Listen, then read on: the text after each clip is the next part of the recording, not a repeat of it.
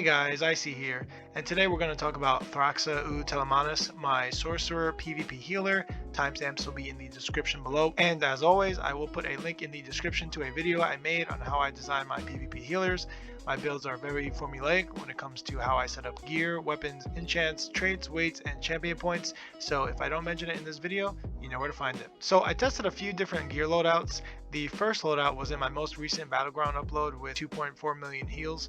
I was running Mighty Chudons for my monster set.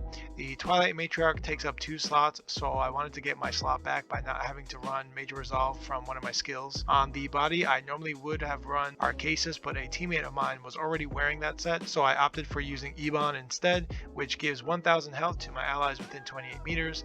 And on the weapons and jewelry, I was running Curse Eater, which reads, when you heal yourself or an ally with a direct heal ability, remove up to 3 negative effects. If a negative effect was removed this way, your target restores X amount of Magicka. This can occur once every 8 seconds per target, and the cooldown is independent per ally, which is awesome. Now the second and my favorite loadout, and also what I think is the more appropriate loadout for this meta now that proc sets can crit. On the body, I was running Critical Riposte, which reads, when you take critical damage, you apply minor uncertainty and minor enervation to the enemy for 9 seconds, reducing their critical chance and critical damage. An enemy can only be affected by the set once every 10 seconds. For the weapons and jewelry, I was running Transmutation, which reads, when you heal yourself or an ally with a healing over time ability, grant them 1400 crit resistance for 5 seconds. Now that is a ton of critical resistance coming from me, and from looking at ESO Builder, I don't think there is diminishing returns for critical resistance like there is for physical and spell resistance. And if there is diminishing returns,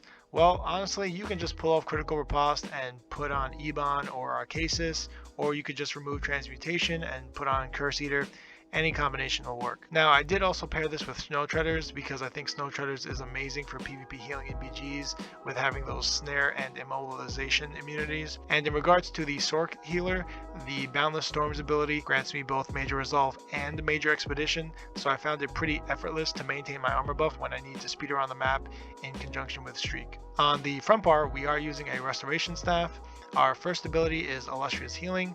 This is a great ground targeted heal over time. Since one of the loadouts I mentioned was Curse Eater, you should know that the initial cast of Illustrious Healing will proc that set. And the second ability is Streak. I remember a time when I used to hate running a CC on my healer for PvP, and honestly, I can't imagine playing without one nowadays. The mobility Streak provides is too good to pass up, and it allows for a bit more aggressive playstyle where you line up kills by streaking through your enemies to CC them. The third ability is typically my Major Expedition slot. Depending on which loadout you are using, if you go with Mighty Chudons, then I would recommend using Race Against Time here.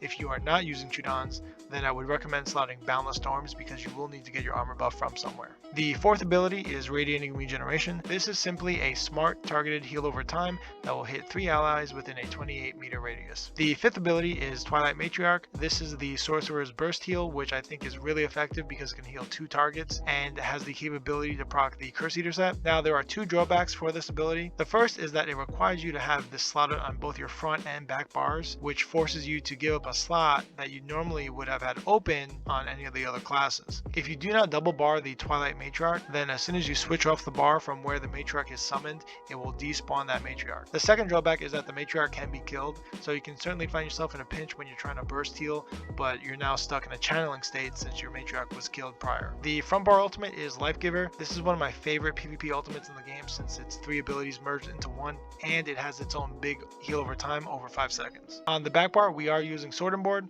and our first ability is going to be Echoing Vigor. Now, part of my reasoning for going with Echoing Vigor is because my Sorc happened to be a high elf, so the spell recharge passive helps me to sustain my stamina. I normally wouldn't run stamina abilities because I reserve my stamina pool for blocking and break free, but with the high elf passive, I felt more confident. If you didn't want to run Echoing Vigor, then you could just substitute that with Lightning Flood or Daedric Tomb, so you can stack it up with Illustrious Healing. The second ability is Twilight Matriarch, which, as I said earlier, we do need this double bard, so we are having it on slot 5 in the front and slot 2 on the back. The third ability is Bound Aegis. Whenever I would get jumped down or pressured, I would swap to my back bar and trigger this ability.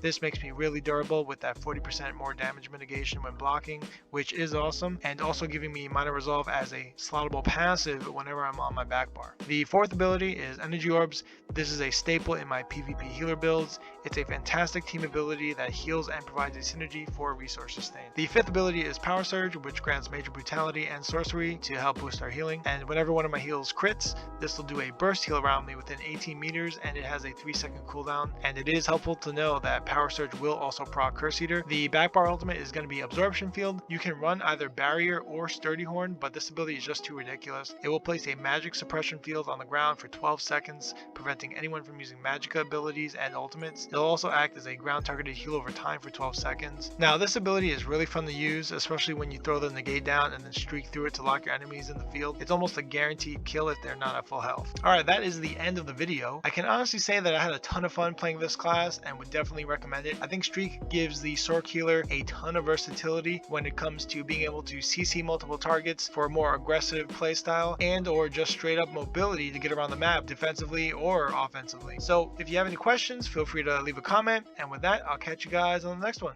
See ya.